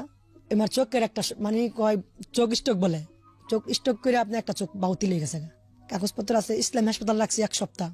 তখন ওইখানে আপনার ছিট ভাড়া যাবতীয় প্রতিদিন 650 টাকা লাগে। এখন 1 সপ্তাহ রাখছে, 1 সপ্তাহে 20,000 টাকা মতো। ওই টাকা সমস্ত টাকা গ্রামের থেকে মানুষ উড়াই দিছে, সবাই গ্রামের থেকে উড়ে দিছে টাকা। আর আমি খাওয়া মধ্যে টাকা হইলাম, তারপর নিলাম টাকা গুলাতে পারি না। তারপর আপনার মারা কি চিকিৎসা করবেন না, নিতে বলছে। তারপর নিতে আর নিয়েও নাই, গ্যাস মাছ দেওয়ার কথা ছিল, যাই নাই। তার বাড়িতে আসার পরে আমার মার আরেক রোগ দেখা দিছে, আপনার আনসারে পেটে ঘা হয়ে গেছে, পিত্তস্থলী টিউমার। তখন ওইখান এখন থেকে আমার মার অবস্থা খুব খারাপ। আর আমার স্ত্রী মনে করেন যে ওর শরীর মনে করেন যে এই যে কাজ করতে করতে শরীর কাছে ফুইলা মানে হ্যাঁ অসুস্থ, মানে কিছু বলতে পারে না, কিচ্ছু বলতে পারে না। আর আমার মেয়েটাও চায় স্কুলে যাইতো, স্কুলে যায়, কিন্তু মানুষের পোলা বাইতে 10 টাকা 5 টাকা আমি দিতে পারি না। এই জন্য আমার অনেক কষ্ট লাগে, অনেক কান্দাকাটি করি। কোন ক্লাসে পড়ে আপনার মেয়ে? আমার মেয়ে ওই দেন ছোট আনে। এখন বয়স কত? বয়স মাত্র 5 বছর 6 বছর পড়ছে। আচ্ছা, ছোট মানে পড়ে। হ্যাঁ, তারপর তখন আমার মা এই অবস্থায় অসুস্থ, তখন কি করি? এখন প্রতিদিন আমার মার পিছে টাকা লাগে, প্রতিদিন আমার পিছে টাকা লাগে। এখন ওই বাড়িতে বিয়া করাইছি, ওই বাড়িটা বিয়া করার পর আল্লাহ একটা মেয়ে হয়েছে। ওরা অসুস্থ, হ্যাঁ তো অসুস্থ, কাজ করে যাও আলহামদুলিল্লাহ। সবাই এখানে খাই আমরা, কি ভাই ফালাম সবাই মিলে একসঙ্গে থাকেন? হ্যাঁ একসঙ্গেই খাই। ওই যে গড়টা বেচা গড় নিছে গা, তো বাড়ি বলা আমার জন্য একটা ভিডিও করে নিয়ে আসছে, মানে কোথায় থাকে, প্লাস হচ্ছে ও যে রিক্সা চালায় বা এগুলার একটা ভিডিও করে নিয়ে আসছে। আমি ওর মার থাকার ঘরের ভিডিওটা দিতে পারি। ওই ঘরটা আপনাদের নাই, আপনি যেটা বলছেন ওটা এখন আর ওইটা আপনাদের না। ওই বাড়িটাই ওই তো বিক্রি করে 9,000 টাকা দিল, তারপর উনি আর নেয় নাই ওখান থেকে। কার কাছে বিক্রি? না ওই গড় নিছে গা, মানে ওই আমার যে বাড়িটা বেচছি ওই বাড়িতে একটা ঘর উড়াই দিছে। আচ্ছা, এর কারা উঠিয়ে দিয়েছে? ওরা ওই মানে ওরা নিয়ে আবার ওরাই তুলে দিয়েছে? কেন তুলে দিল? মানে যে যার বাড়ি ঘর তো নিছে আরেকজনে, যার বাড়ি হ্যাঁ একটা ঘর উড়াই দিছে। যার বাড়িতে আছেন এর ঘরটা। তাহলে আমি বুঝলাম না, জমিটা যে কিনে নিয়েছে আপনার কাছ থেকে, সে জমিটা নেয়নি আপনার কাছ থেকে? জমি মানে হ্যাঁ তো বাড়ি আরো আছে, হ্যাঁ বাড়ি আর ওরা ওই বাড়ি থাকে, ওই বাড়ি পড়ে থাকবো দেখিয়া একটা ঘর তো বেচালো, ঘর একটা উঠে তারা থাকেন। ও আচ্ছা, তো যে ঘরটা বিক্রি করছে সেই ঘরটা নিয়ে গেছে জমির উপর থেকে, পরবর্তীতে ওই জমির মালিক আবার একটা ঘর তুলে দিয়েছে। আচ্ছা, এইটা একটা ওই এক ঘরের মধ্যে আপনারা সবাই থাকেন? কি বলেন? কতজন মানুষ? আমরা 4 জন, ওরা আছে 4 জন। 8 জন? 8 জন লম্বা আর কি, একটু লম্বা। হ্যাঁ, 8 জন বাবা মা? হ্যাঁ, মানে বাবা মা শুদ্ধ 8 জন, সব মিলাই 8 জন। 8 জন মানুষ একটা ঘরের মধ্যে থাকে। কি করবো, থাকার জায়গা নাই তো। ঘরের মধ্যে কি কি আছে? ফার্নিচার? ঘরের মধ্যে ফার্নিচার বলতে কিছু নাই, কোনো সময় যান আপনারা দেখতে পারবেন, ঘরে কিচ্ছু নেই, কোনো কিছু নেই, শুধু খালি একটা খাট বসানো এদুরে, আর কোনো ডেক আছে, খাই দেয় এদুরে। কোনো জীবনে কিচ্ছু করতে পারি নাই। আমার জীবনে কাজ করছি কিন্তু কিচ্ছু করতে পারি নাই। জীবনে কামাই সব বাপ মার পিছে, ভাই বোনের পিছিয়ে ডালতাছি, এখন পর্যন্ত স্ত্রী শুদ্ধ কষ্ট করতেছে, দুধের বাচ্চা কাজে দিয়েছি, মেয়ে কান্দে টাকার লাগিয়া। আমার মেয়ের বর্তমানে আমার অবস্থা যেরকম আছে এরকম মানুষের বাস থেকে জামা কাপড় দিলে মেয়ে পিনতে পারে। আমার স্ত্রী একটা জামা 3টা সিলি দিয়ে পিনতে। আমার মায়ের এই যে আজকে যে কাপড়টা পিনতেছে এটা আরেকজনে দিছে। ওনার ফ্যামিলির, ওনার ওয়াইফ, ওনার মেয়ে আর ওনার মা বাইরে ওয়েট করছে, আমরা নিয়ে আসবো দেখানোর জন্য আপনাদেরকে।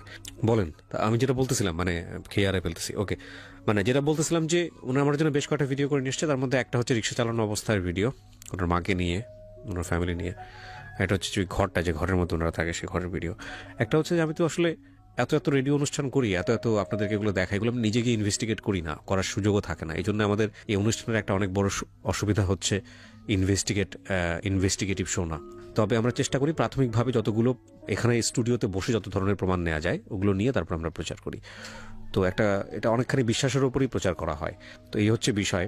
তো যেই কথাটা উনি এখানে এসে বলতেছেন সেটার উপরে বিশ্বাস করেই আজকে ওনাকে এখানে নিয়ে আসা। তো আপনারা চাইলে ওনাকে ওখানে গিয়ে দেখতে পারেন, ইনভেস্টিগেট করতে পারেন যে আসলে কতটা দরিদ্র ওনার পরিবার। ওনার ডিটেল অ্যাড্রেস সবকিছু থাকবে ভিডিওতে। বলেন তারপরে কি হলো? তারপরে এই এখন যে অসুখটা আমার আছে, এখন যে অসুখটা আমার আছে আমি আর কুলাতে পারছি না। তারপর ওই এরকম শুনি, তখন আমি কই আমি ওইখানে যাবো। ফ্যান আছে আপনার বাসায়? আপনার রুমে ফ্যান আছে? গরমকালে কষ্ট হয় না? না, ফ্যান নাই। ফ্যান নাই? কি করতাম? আমার ইলেকট্রিসিটি নাই? না, কোনো কিছু নেই। একটা বাতি দেয়, বাড়ি বলে একটা বাতি দেয়, বাড়িওয়ালায় একটা বাতি দেয় আর কি, মানে রুমে লাগে একটা বাতি দেয়, মানে ফসল লাগে আর কি, আলুর লাগে একটা বাতি। ফ্যান ট্যান কিনতে পারবেন, কি দিয়ে কিনবো? আপনার গেলে বুঝতে পারবেন আমি মিথ্যা কথা বলছি না সত্য কথা বলছি। আমি ওদের নিয়ে আমি। কোথায় বাড়ি আপনার, মানে বাসা কোথায়? 2500। 2500 কোথায় এটা? 2500 ব্রাহ্মণ ইউনিয়ন। গ্রামের নাম? ছোট ফাউসা। ছোট ফাউসা ইউনিয়নের নাম কি বললেন? ব্রাহ্মণদি। আর হচ্ছে আপনার 2500 থানা, জেলা নারায়ণগঞ্জ। অনেক ইউটিউবার আছেন যারা হয়তো এই ভিডিওটা দেখে ওনার বাড়িতে যাবেন, সো গেলেই হয়তো বা প্রমাণ পাবেন কি অবস্থা। তো উনিও বিয়ে করেছে, ওনারও একটা বাচ্চা হয়েছে। আপনার ছোট ভাইয়ের নাম কি? নাম আবু কালাম। একটা বাচ্চা। উনি কি করে এখন ছোট ভাই? উনি ওই মেশিন চালায়, ওই যে তাঁতের কাজ করে। অসুস্থ নেই, কি করে? আপনার বাবা বাসার মধ্যে থাকে, একদমই কিছু করতে পারে না? কি অসুখ? উনি কাজ করলে বুকের সমস্যা দেয়। আচ্ছা, উনি কাজ করতে পারলে বুকের অনেক উনিও টুকটাক মোটামুটি টাকা ভাঙছি, কিন্তু উনি সুস্থ হয় না। আর আপনার মা তো এখন এক চোখ অন্ধ। এখন এক চোখ অন্ধ, পুরোই অন্ধ, মানে এক চোখে পুরোই দেখেন না, মানে কাগজ আছে দেখতে পারবেন আপনারা, সমস্যা হবে না। ভিক্ষার যে কথা, এটা আমি দেখলাম, ভিডিওটা দেখলাম, এটা তো আমি দিব না আমি ইউটিউবে। এটার ঘটনাটা কি? কোনটা? আপনার মার যে ভিক্ষার যে ঘটনাটা, কি হয়েছে? আমার মার ভিক্ষা ওই যে তখন আমি ওইরকম যে বাড়িতে থাকি, তখন কষ্ট দেখা আমার মা খাওয়াতে পারে না ঠিক মতন, এতটি মানুষ। তখন মায় ভিক্ষা করে, আমি বিশ্বাস করি না। তখন আশেপাশে ছেলেরা বললো, যে ছেলের মোবাইলটা বললো, আমি তো বিশ্বাস করি না। কি কস? আমি ভিডিও করে দেবো, তার তুই আকাশের ভিডিও করিস। তখন হ্যাঁ, আকাশের ভিডিও করে মায়ও জানে না, ঠিক আছে। তখন আমার দেখাইলো। তখন ওই দিন নিজে চাইছিলাম, নিজে আত্মহত্যা করে নিতাম। মা দেখছে আমি আর ভুলাতে পারছি না। তখন আপনার এখন আমার মা যে অবস্থার মধ্যে আছে, যদি আপনারা আমার মার কাছে কিছু শুনতে চান, না আমি নিয়ে আসবো আপনার মাকে, নিশ্চয়ই নিয়ে আসবো। তাহলে শুনতে পারেন। আমি প্রথমে আপনাদেরকে বলছিলাম যে, আচ্ছা আর কয়েকটা কোয়েশ্চেন একটু জিজ্ঞেস করি। আপনার তাহলে চলে কিভাবে? রিক্সা চালান আপনি? কয় টাকা পান রিক্সা চালায়? ডেলি নিজের রিক্সা তো নাই, জমায় দেওয়া লাগে ডেলি 200 টাকা। নিজের রিক্সা নাই, এখন তো পায়ে রিক্সা নাই, সব অটো রিক্সা বার হয়ে গেছে। হ্যাঁ, 200 টাকা জমা দেওয়া নিতে পারি, 200-150 টাকা নিতে পারি, এত নির্ভর। এটা আপনি কোথায় চালান রিক্সাটা? রিক্সা চালা 2500 ওই গ্রাম।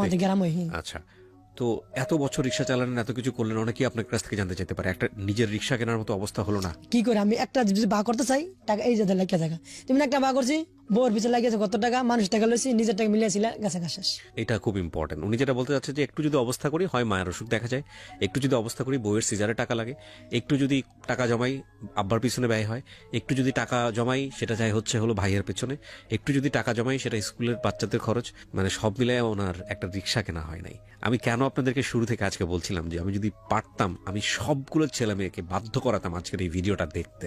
পরিবারের যে ছেলে দায়িত্ব নেয়, বা পরিবারের যেই ছেলে মানে পরিবারের ছেলে হলে কেমন হওয়া উচিত, সেটা হচ্ছে আজকের এই ভদ্রলোককে দেখে আমাদের শেখা উচিত। ওয়াসিম, কখনো মনে হয় নাই যে অনেক অনেক রিক্সাওয়ালারই তো অনেকগুলো বিয়ে করে, আমরা এরকম কথাবার্তা শুনি। মানুষ রিক্সাওয়ালা বলে অনেক সময় মানুষকে গালিও দেয়, হ্যাঁ, আমাদের সমাজে।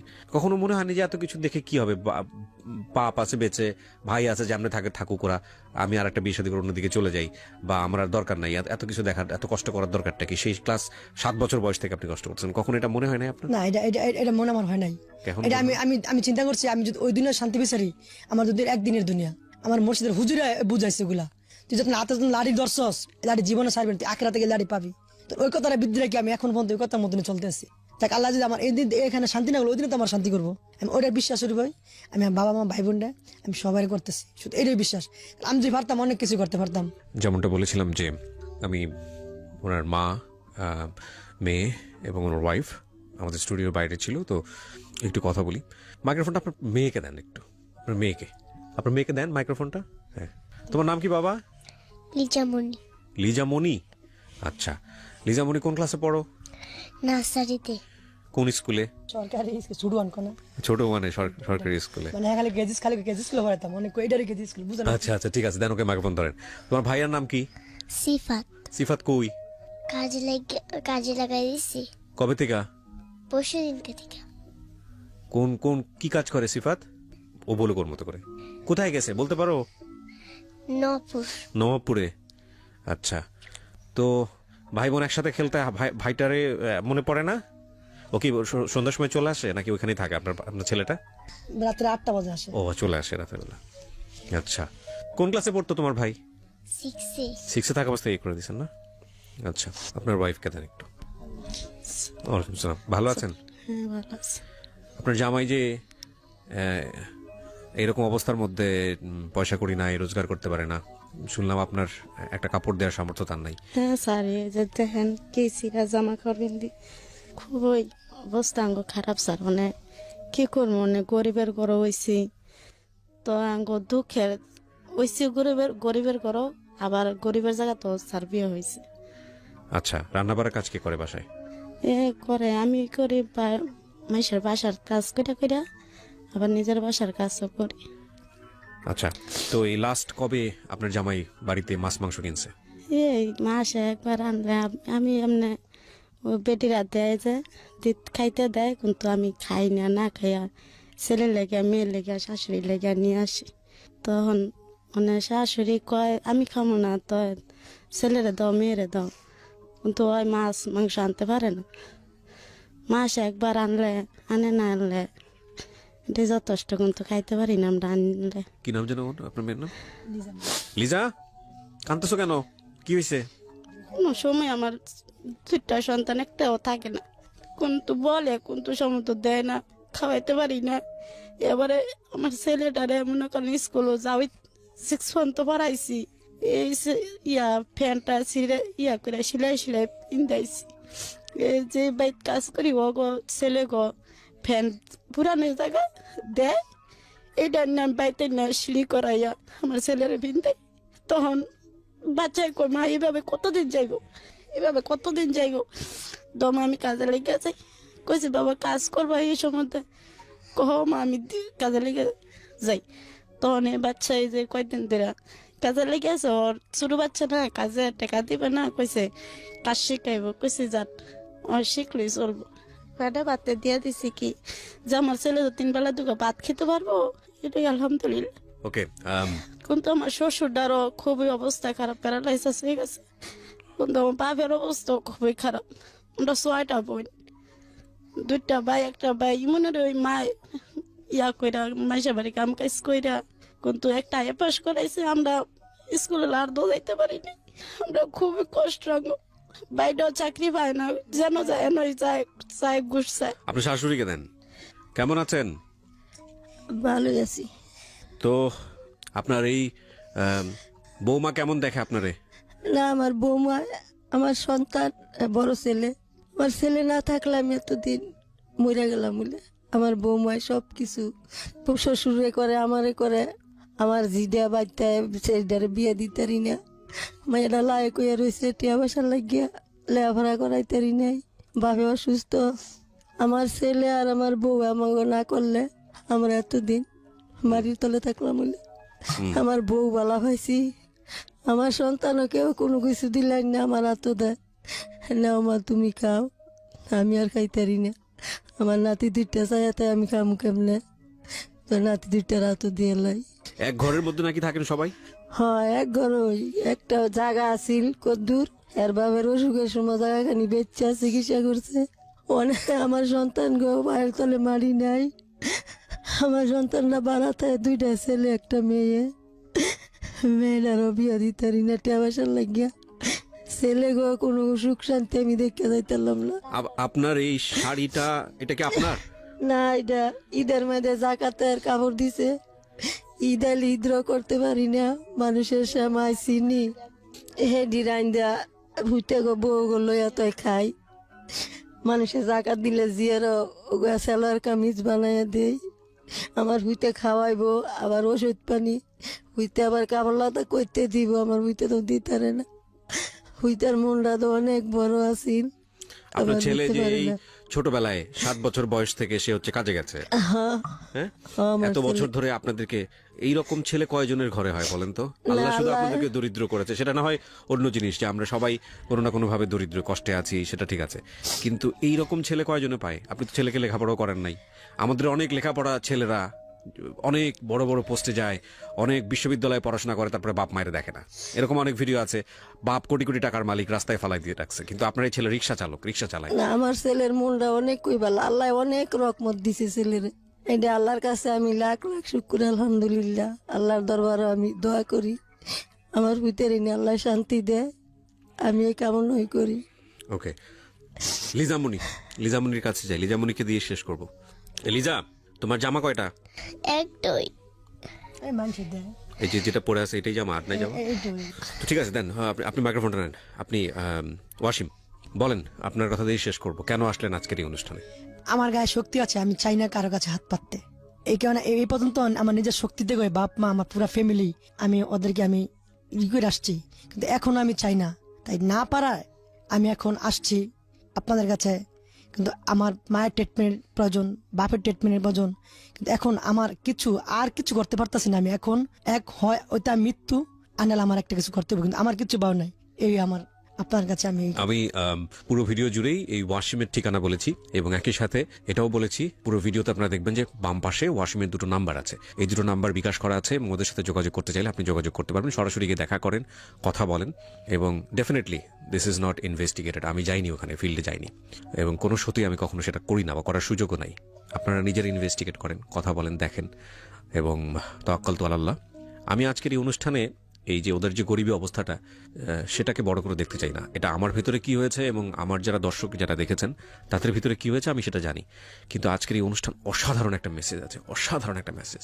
সেটা হলো যে আমরা যে হিরো খুঁজতে বইয়ের পাতায় খুঁজি না হিরো, কিংবা আমরা যদি বলি যে ইতিহাস থেকে হিরোদের কাছ থেকে শিখো, বা অনেক বড় বড় আইকন আমাদের সামনে যাদেরকে প্রেজেন্ট করা হয়, তাদের ম্যাক্সিমামই দেখবেন যে পেছনে একটা অনেক বড় অর্থনৈতিক ফিগার থাকে, অনেক টাকার মালিক। তারা পরিচয় ছিল না, রাস্তাঘাট থেকে উঠে এসছে, কিন্তু অনেক কোটি কোটি টাকার মালিক। তারা আমাদের সামনে হিরো হয়। হিরোর একটা খুব সিস্টেমেটিক একটা ফিগার থাকে, এর বাইরে তারা না। কিন্তু আমার কাছে মনে হয় এরা হচ্ছে আমাদের আসল হিরো।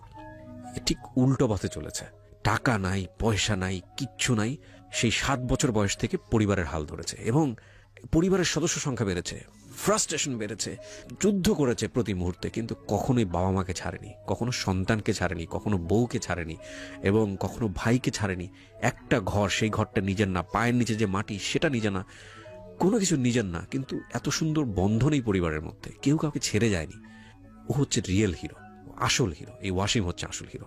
ওয়াসিম, আপনি আমাদের আজকে অনুষ্ঠানে এসছেন, এবং আমি এটা ইউটিউবে দিব, পাশাপাশি আমার রেডিওতেও যাবে।